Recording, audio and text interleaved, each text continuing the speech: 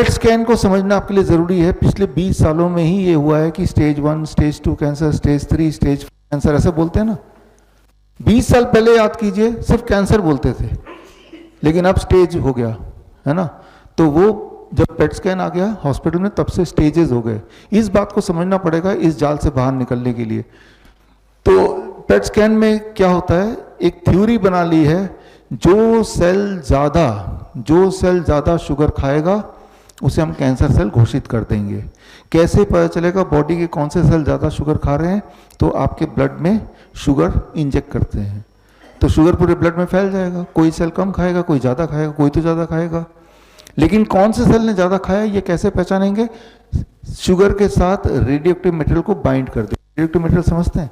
वो बॉडी उसको मेटाबोलाइज नहीं कर पाएगा। इसे कहते हैं फ्लोरो डाइऑक्सी ग्लूकोज यानी कि FDG।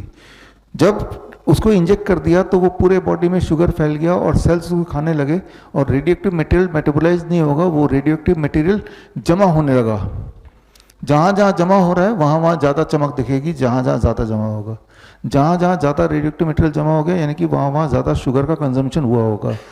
तो जितनी जगह पे चमक है उतना स्टेज कैंसर डॉक्टर बोल देगा। यहाँ पे 3 जगह दिख रहा है तो बोलेगा इस आदमी का ये तो 3rd स्टेज कैंसर। यहाँ पे 4 जगह दिखेगा तो बोलेगा ये तो 4th स्टेज कैंसर। फिर दोबारा पेट स्कैन कराएंगे तो चमक यहाँ नहीं दिखाएगी, कहीं और दिखाई देगी। जो भी सेल ज़्यादा भूखा है, अभी तो मैं पिछले आधे पौने घंटे से बोल रहा हूँ, तो अब मैं पेट स्कैन कराऊंगा तो यहाँ पे चमक दिखाएगी। डॉक्टर बोलेगा ओरल कैंसर हो गया आपको।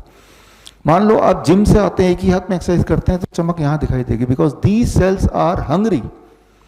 मान लो आप इंसुलिन लेते हैं, फिर आप पेट स्कैन कराएंगे तो जहाँ पे इंसुलिन लिया वहाँ पे चमक ज़्यादा दिखाएगी, वहाँ पे सेल्स आर हंग्री, है ना। तो ये समझना पड़ेगा हमें पेट स्कैन का बेसिक थ्योरी क्या है। पेट स्कैन एक जैसा रिजल्ट नहीं आएगा, जितनी बार आप टेस्ट कराएंगे उतनी बार एक नया रिजल्ट लाएगा बेस्ड ऑन कि कहाँ चमक ज़्यादा है, पहली बात। दूसरी बात, रेडियोएक्टिव मटेरियल आपके बॉडी में चला गया तो रेडियोएक्टिव मटेरियल से कैंसर होता है, ये आपने क्लास 8 में पढ़ा ही है। ऊपर से बॉडी में चला गया, ये नहीं कि बाहर है, खाया नहीं है, सीधे ब्लड में है वो, है ना।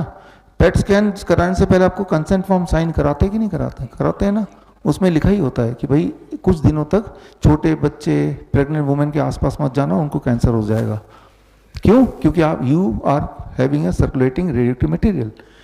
आपके बॉडी के रेडियोएक्टिव मटेरियल से किसी और को कैंसर हो सकता है, तो आपके बॉडी के रेडियोएक्टिव मटेरियल से आपको कैंसर हो सकता है कि नहीं हो सकता? हो जाएगा ना, है ना। तो पेट स्कैन मिसलीडिंग तो है ही, अपने आप में डेंजरस है। तो अब इस पेट स्कैन को आधार बना के आपको साबित कर देंगे कि इनके ब्रेन में कैंसर फैल गया, इनके लंग में फैल गया और अब इलाज कराओ। हमें कैसे पता चलता है, इस बात को समझिए। असली में कैंसर होता है तो कैसे पता चलता है? असली में अगर कैंसर होगा तो आपका हीमोग्लोबिन बड़ी तेजी से नीचे आएगा। तो हीमोग्लोबिन टेस्ट कर लीजिए, ब्लड टेस्ट है। क्या मेरा 1 महीने में 3-4 यूनिट नीचे तो नहीं आ गया? नंबर 2, कमजोरी अचानक आ जाएगी विदाउट एनी एक्सप्लेनेशन। कमजोरी आने के कई कारण है, किसी को फ्लू हो गया, सर्दी खांसी जुकाम हो गया, कमजोरी, समझ आती है बात। कुछ भी नहीं हुआ, अचानक कमजोरी आ गई, अचानक हीमोग्लोबिन ड्रॉप हो गया, अचानक वेट लॉस हो गया, अचानक एक्सट्रीम पेन हो गया, अचानक ट्यूमरस ग्रोथ हो गया, अचानक इंटरनल ब्लीडिंग शुरू हो गई। तो इसका मतलब ये हुआ कि मेरे बॉडी में कैंसरस एक्टिविटी चल रहा है। तो जब भी मैं पूछता हूं अपने पेशेंट को ये तय करने के लिए कैंसर है कि नहीं, मैं उनके हीमोग्लोबिन पूछ लेता हूं, राइट। उनका बॉडी वेट कितना, बहुत ज़्यादा तो रिड्यूस नहीं हो, ये देख लेता हूँ। एक्सट्रीम वीकनेस साथ ही साथ तो नहीं, ये देख लेता हूँ। बॉडी में अनयूजुअल कोई ट्यूमरस ग्रोथ तो नहीं, ये देख लेते हैं। अनयूजुअल ब्लीडिंग तो नहीं, ये देख लेते हैं। तो ये सारी चीज़ें बड़ी सिंपल है, ऐसे ही बता देगा वो। और इसको आधार बना के आप डिसाइड कर सकते हैं कि cancerous activity is going on in the body और नॉट। बड़ी से बड़ी बीमारी का आसान से आसान इलाज घर बैठे ही हो सकता है। अधिक जानकारी के लिए कांटेक्ट करें nearest doctor BRC clinic @home।